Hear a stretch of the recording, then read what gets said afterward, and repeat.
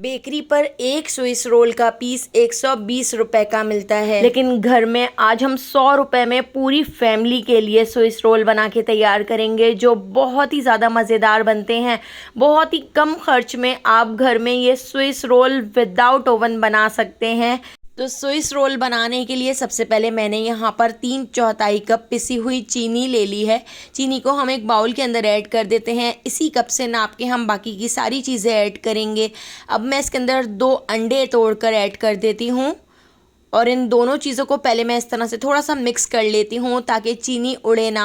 और अब हम इसको इलेक्ट्रिक बीटर से अच्छी तरह से बीट कर लेते हैं। हमने इसको इतना बीट कर लेना है कि पिसी हुई चीनी इसके अंदर अच्छी तरह से डिज़ोल्व हो जाए। और आप देख सकते हैं अंडे का कलर भी चेंज हो चुका है। अब मैं इसके अंदर ऐड कर देती हूँ 1 टीस्पून वेनिला एसेंस। अगर आपके पास वेनिला एसेंस ना हो, आप इलायची पाउडर भी ऐड कर सकते हैं। 1/4 कप हम इसके अंदर कुकिंग ऑयल ऐड कर देते हैं। आप इसके अंदर बटर भी इस्तेमाल कर सकते हैं। मैं कुकिंग ऑयल ऐड करके इसको बना रही हूँ। बहुत ही सॉफ्ट और बहुत ही मज़ेदार हमारे स्विस रोल बनके तैयार होंगे। दोबारा से हमने इसको एक बार इस तरह से बीट कर लिया है। अगर आपके पास इलेक्ट्रिक बीटर ना हो, आप फॉक से भी अच्छी तरह से इसको बीट कर सकते हैं। अब मैंने स्ट्रेनर रख लिया है और स्ट्रेनर के अंदर हम ऐड कर देते हैं मैदा। तो मैंने इसी कप से नाप कर 1 कप मैदा इसके अंदर ऐड कर दिया है। तो मैदे को आप छान कर ऐड कीजिएगा। इसके साथ ही 1 टीस्पून मैं इसके अंदर बेकिंग पाउडर ऐड कर देती हूँ और ½ टीस्पून बेकिंग सोडा ऐड कर दिया है और 2 टेबल स्पून मैं इसमें मिल्क पाउडर ऐड कर रही हूँ। मिल्क पाउडर का टेस्ट इसके अंदर बहुत ही अच्छा लगता है। आपके स्विस रोल बेकरी से ज़्यादा अच्छे बनकर तैयार होंगे। इतना मज़े का टेस्ट होगा कि आप बेकरी से स्विस रोल लेना भूल जाएंगे। तो मैदे को हमने इस तरह से छान लिया है। अब हम इसको एक बार और बीट कर लेते हैं। तो पहले आप इसको अच्छी तरह से मिक्स कर लीजिएगा, नहीं तो इस तरह से आपका जो मैदा है वो उड़ेगा। तो पहले आप बहुत अच्छी तरह इसको मिक्स कर लीजिएगा। उसके बाद आपने एक बार इसको और बीट कर लेना है। तो बस 10 सेकंड तक आपने इस तरह से इसको और बीट कर लेना है ताकि मैदा इसके अंदर अच्छी तरह से मिक्स हो जाए। ओवर मिक्सिंग नहीं करनी है। तो बस इस तरह से देखिए बहुत अच्छी तरह से मिक्स हो चुका है। अब मैं इसके अंदर ऐड कर देती हूँ 5 टेबल स्पून नीम गर्म दूध। दूध ऐड करने से आपका जो स्पंज बनकर तैयार होगा वो बहुत ही सॉफ्ट बनेगा। तो बस 5 टेबल स्पून मैंने इसके अंदर दूध ऐड कर दिया है और दूध ऐड करके हम एक बार इसको और मिक्स कर लेते हैं। तो यहाँ पे हमारा बैटर बनकर तैयार हो चुका है। आप इसकी कंसिस्टेंसी देख सकते हैं, बिल्कुल इस तरह रिबन की तरह गिर रही है। तो बस इसी कंसिस्टेंसी का बैटर आपने बनाकर तैयार करना है। 2 टेबल स्पून बैटर मैं एक छोटे बाउल में निकाल लेती हूँ। ये टोटली ऑप्शनल है क्योंकि मैं इसकी थोड़ी सी डिज़ाइनिंग करूँगी, तो इसलिए मैंने छोटे बाउल के अंदर इस तरह 2 टेबल स्पून बैटर निकाल लिया है। इसके अंदर 1 टीस्पून हमने कोको पाउडर ऐड कर दिया है। डिज़ाइनिंग करने की वजह से मैंने इस तरह चॉकलेट का बैटर भी बना के तैयार कर लिया है। इसके अंदर भी 1 टेबल स्पून दूध ऐड करके इसको अच्छी तरह से मिक्स कर लेते हैं।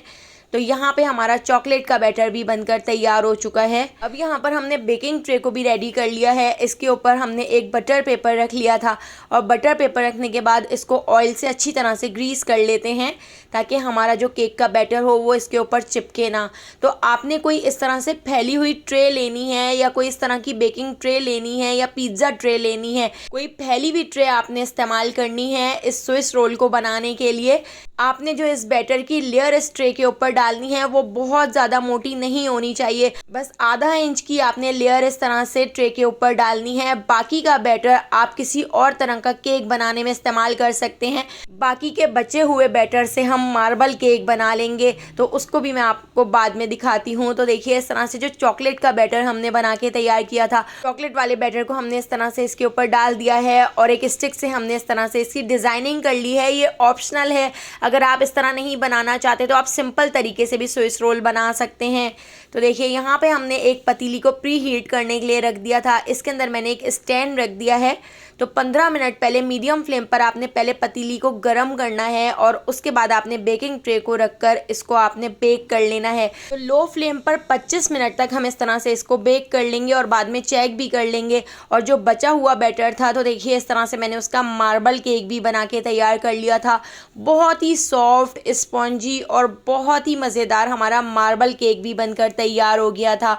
तो मार्बल केक को भी बिल्कुल इसी तरह से डेकोरेट करके हम बेक कर लेंगे। पहले पतीली को आपने 15 मिनट गरम करना है। उसके बाद आपने लो से थोड़े से ज़्यादा फ्लेम पर इस तरह से इसको बेक कर लेना है। तो इसको बेक होने में 25 से 30 मिनट का टाइम लग गया था। आप देख सकते हैं इसका कलर भी चेंज हो चुका है और हमने आधा इंच की बैटर की लेयर इसके ऊपर डाली थी और आप देख सकते हैं फूल कर ये 1 इंच का हो चुका है। तो आपने बिल्कुल इसी साइज़ का 1 इंच का आपने स्पंज बनाकर तैयार करना है। और स्पंज को अब मैंने एक बटर पेपर के ऊपर रख दिया है। आप देखिए कितना ज़्यादा सॉफ्ट हमारा स्पंज बनके तैयार हुआ है। ये बिल्कुल भी टूटेगा नहीं। ये अभी हल्का सा नीम गरम है, मतलब इतना गरम है कि हाथ इसको बर्दाश्त कर सकते हैं। तो इस तरह से देखिए एक बटर पेपर मैंने नीचे रख लिया था और बटर पेपर को हम आगे की तरफ खींचते जाएंगे और इस तरह से मैं इसको रोल करती जाऊँगी। तो आपने इस स्टेप को नीम गरम में ही करना है। ठंडा करने के बाद आप इस तरह रोल नहीं बनाइएगा, नीम गरम में ही आपने इस तरह इसका रोल बना के तैयार करना है। तो इस रोल को बनाकर 1 घंटे के लिए छोड़ दिया था और आप यहाँ पर देख सकते हैं हमारा मार्बल केक भी बनकर तैयार हो गया है। जितनी देर में हमारा स्विस रोल अच्छी तरह से ठंडा हो जाएगा इतनी देर में हम यहाँ पर क्रीम बनाकर तैयार कर लेते हैं। तो मैंने यहाँ पर विप की विपिंग क्रीम ले ली है।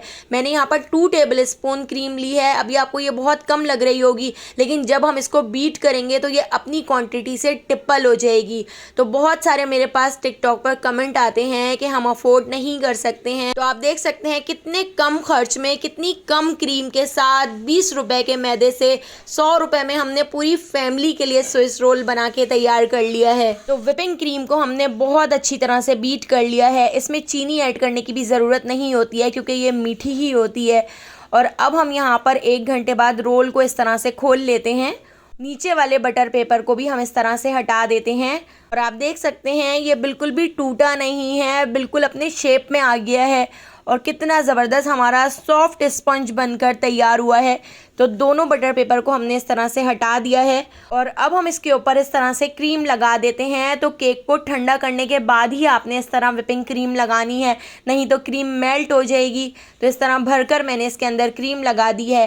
क्रीम लगाने के बाद अब मैं इस तरह से इसका रोल बना लेती हूँ। तो आपने टाइट सा इस तरह से इसका रोल बनाकर तैयार कर लेना है। यहाँ पर देखिए इस तरह से मैंने इसका एक रोल बनाकर तैयार कर लिया है। ऊपर हमने डिज़ाइनिंग की हुई है। अगर आप इसके ऊपर क्रीम नहीं लगाना चाहते तो आप क्रीम को स्किप कर सकते हैं। इस तरह से भी आप इसको सर्व कर सकते हैं, लेकिन मेरे पास 2 टेबल स्पून में से भी काफ़ी सारी क्रीम बच गई है तो मैं इस तरह इसके ऊपर भी क्रीम लगा देती हूँ।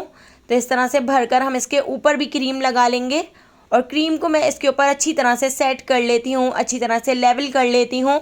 और अब मैंने यहाँ पर एक स्क्रैपर ले लिया है। तो स्क्रैपर से हम इसके ऊपर इस तरह से हल्की सी डिज़ाइनिंग कर लेते हैं। तो आप जिस तरह भी इसकी डिज़ाइनिंग करना चाहें आप कर सकते हैं। इसके ऊपर आप स्प्रिंकल डाल सकते हैं, इसके ऊपर आप चेरी डाल सकते हैं। आपको जैसा अच्छा लगे आप वैसी इसकी डिज़ाइनिंग कर सकते हैं। 2 घंटे के लिए इसको फ्रिज में रखकर ठंडा कर लिया था। आप देखिए कितने ज़्यादा सॉफ्ट हमारे यहाँ पर स्विस रोल बनकर तैयार हुए हैं और इनका टेस्ट इतना मज़ेदार है कि बेकरी के स्विस रोल भी फेल हो जाएंगे। तो अगर आपको स्विस रोल की ये रेसिपी पसंद आई हो तो लाइक, शेयर और सब्सक्राइब करना बिल्कुल भी मत भूलिएगा। आने वाली वीडियो तक मुझे दीजिए इजाज़त। अल्लाह हाफ़िज़।